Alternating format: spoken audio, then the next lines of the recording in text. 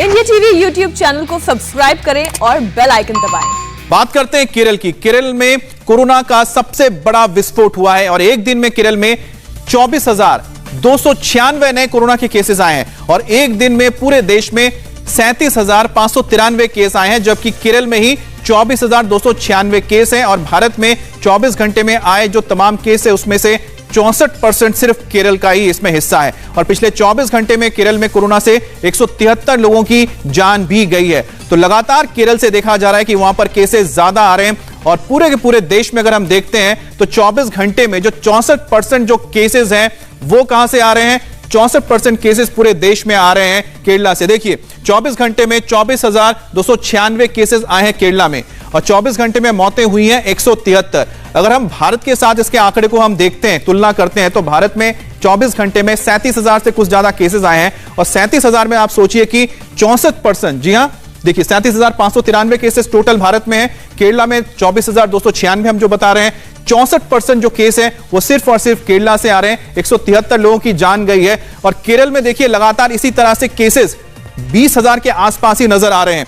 केरल में 24 घंटे में 24,296 केसेस हैं, महाराष्ट्र में 4,355, कर्नाटक में 1,259 केसेस हैं, तमिलनाडु में 1,585, आंध्र प्रदेश में 1,248 केसेस हैं। तो ये साउथ और साथ ही साथ महाराष्ट्र के वो इलाके हैं जहां पर सबसे ज्यादा केसेस आ रहे हैं। अब जरा उत्तर भारत की ओर भी देख लेते हैं। अगर हम तुलना करते हैं उत्तर भारत के साथ तो उत्तर प्रदेश में 26 केसेस हैं, मध्य भारत में मध्य प्रदेश में 5 केसेस आए हैं, दिल्ली में 151 केसेस हैं, गुजरात में 14 केसेस आए हैं। तो अगर आप केरला की तुलना करते हैं तो कुल मिलाकर पूरे देश के हिसाब से इस वक्त केरल एक बहुत बड़ा कंसर्न बना हुआ है जहां से लगातार केसेस सबसे ज्यादा आ रहे हैं। हमारे साथ देवेंद्र पराशर भी जुड़ गए हैं।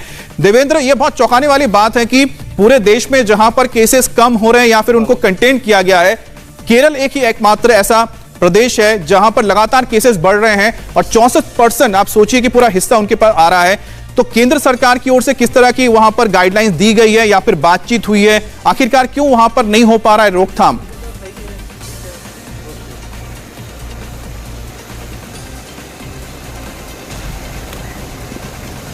देवेंद्र, आपको आवाज मिल रही है? जी जी देवेंद्र, आखिरकार केंद्र सरकार की ओर से जो वहां पर भेजे गए थे एक्सपर्ट, उनके बावजूद, उनके वहां पर जाने के बावजूद, कंसल्टेशन के बावजूद आखिरकार केरल में क्यों केसेस पर रोक नहीं लगाया जा रहा है? आखिरकार दिक्कत क्या आ रही है? क्या कोऑर्डिनेशन की कमी है? क्या वजह है?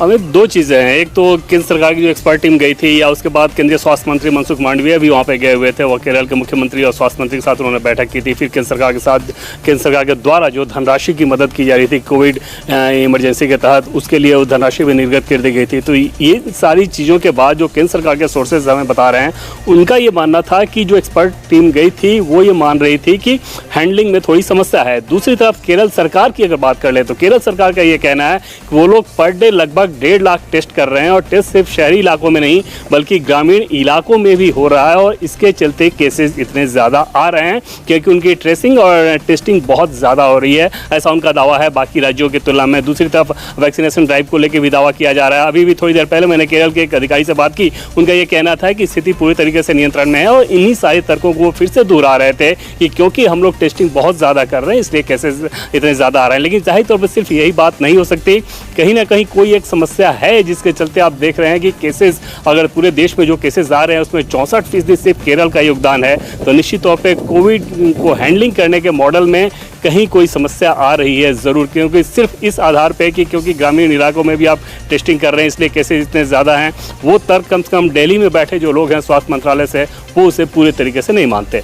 अमित, बहुत बहुत शुक्रिया आपका।